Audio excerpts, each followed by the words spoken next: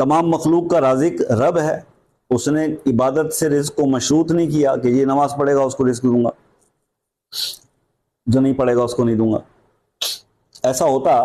تو پھر مسلمانوں کے علاوہ جتنے بھی نسلیں یہاں آباد ہیں مذاہب، وہ سارے بھوکے مر جاتے۔ اللہ تو سب کا رب ہے، اس نے ان انگریزوں یہودیوں کو شاید ہم سے بھی زیادہ دے رکھا ہے، کیونکہ یہ دنیا ان کے لیے، آخرت کا معاملہ کوئی نہیں ہے ان کے لیے۔ لیکن بہرحال اب اصطلاحاً اگر یہ کہا جی مقدر کے دروازے بند ہو گئے یا رزق کی، تو ہماری اپنی کوئی حرکتیں ہوں گی، یا پھر اللہ کے قرب کے لیے نکل پڑے، قرب الہی تلاش کر رہے ہیں، فنا فی اللہ کی منزل پہ پہنچنا چاہتے ہیں، عبادت کی انتہا کی ہوئی ہوتی کئی میرے بہن بھائیوں نے،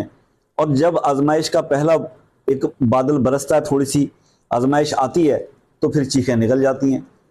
پھر بجائے صبر کرنے کے اور یہ کہنے کہ انا للہ و انا الیہ راجعون،